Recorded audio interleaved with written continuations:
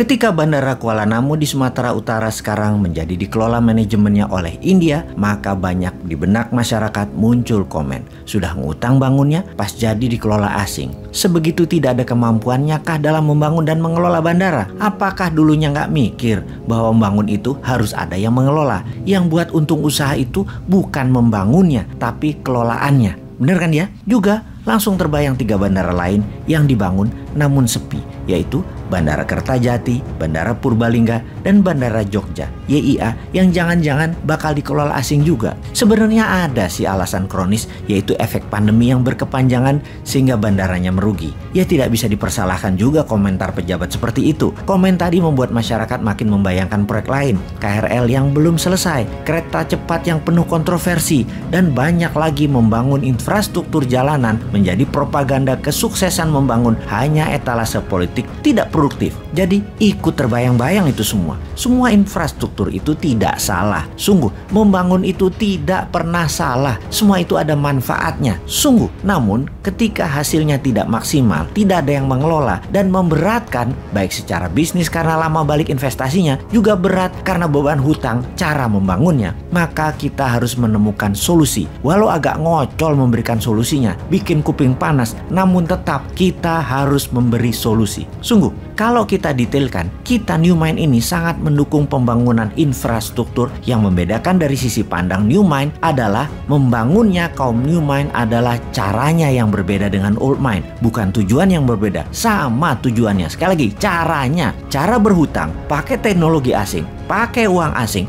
pakai orang asing, bahan procurementnya asing, itulah yang dikritik New Mind. Kita ingatkan sekali lagi, biar lebih paham. Membangun infrastruktur tidak salah. Yang salah itu kok bisa-bisanya dibohongi oleh pejabat di lingkungannya dengan mengatakan bahwa membangun infrastruktur itu wajib, bahkan pakai hutang dan dana asing pun gak apa-apa. Padahal berbarengan dengan itu semua, karena ada unsur asingnya, bisa jadi ini hanya akal-akalan yang pasti bisa membawa keuntungan pribadi pejabatnya. Bener deh, berhutang dengan asing itu salah. Membangun pakai asing itu caranya salah. Namun karena tidak tahu, tidak paham, tidak ngerti, ya ambiar jadinya keuangan negaranya. Dengan makin meningkatnya hutang dan uang beredar jadi sedikit di masyarakat. Kita rincikan, kita tahu di dalam membangun infrastruktur itu ada 2 macam. Ada infrastruktur statis, ada infrastruktur dinamis. Statis itu diam, seperti jalanan, jembatan, bandara, pelabuhan, rel. Infrastruktur dinamis adalah kendaraan yang mengisinya. Mobil, motor, pesawat, kapal laut yang mengisinya. Manusia yang mengisinya, barang-barang. Barang konsumtif,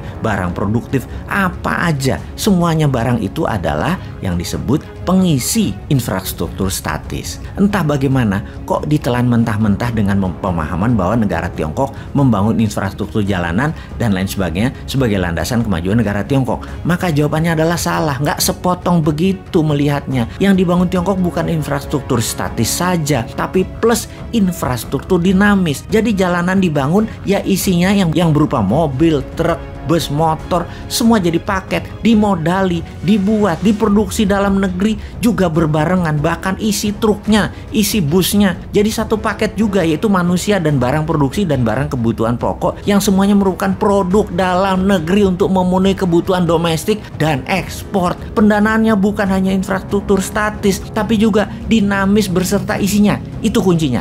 Maka kalau tidak sepaket pasti ambiar, dan terbukti sekarang BUMN karya-karya yang membangun jalanan ambiar semua. Kontraktor dan subkontraktor punya piutang tagihan tak terbayar di proyek-proyek tersebut. Karena IRR returnnya hanya dari infrastruktur statis yang nggak bakal balik modal lama. Apalagi hanya mengandalkan isi kendaraan kebutuhan pribadi, bukan produktif serta komersial yang hanya ngabis-ngabisin bensin, oli, dan makin banyak impor lah kalau kayak gitu. Bukti lain lagi, kita ini niru Tiongkok hanya bungkusnya disertai ketidakfahaman bernegara pejabatnya. Jadi kasihan dan malu banget kalau dikupas kayak begini.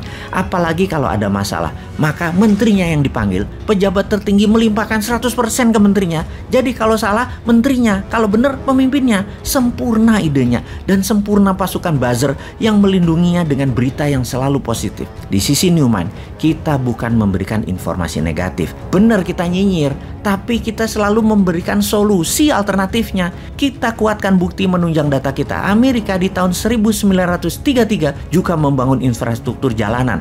Namun tujuannya adalah demi industri mobil dan industri gasolin meningkat kebutuhannya. Strategi itu namanya create demand. Jepang setelah Perang Dunia Kedua membangun rel dan kereta api hingga kereta cepat dalam 20 tahun. Semua 100% produk dalam negeri Jepang. Tujuannya sekali lagi create demand. Juga Tiongkok di tahun 90-an hingga 40 tahunan sampai saat ini juga membangun infrastruktur dinamis dan statis juga untuk satu hal, create demand. Sementara kalau hanya infrastruktur statis yang dibangun itu bukan create demand, tapi create supply. Yang punya demand, yang punya kebutuhan siapa? Ya pabrik Tiongkok yang perlu. Mereka memastikan bahwa produknya bisa sampai ke ujung desa-desa di seluruh wilayah. Yang tidak paham mengelola ekonomi dan membangun infrastruktur statisnya manut. Yang sesungguhnya create demand produk Tiongkok dengan disediakan infrastruktur statis di provinsi-provinsi lain di luar mainland Tiongkok. Sahabat, mudah-mudahan pada nggak paham ya dengan informasi kali ini. Teruslah rebahan, teruslah menjadi masalah dan beban APBN, dan teruslah mengeluh.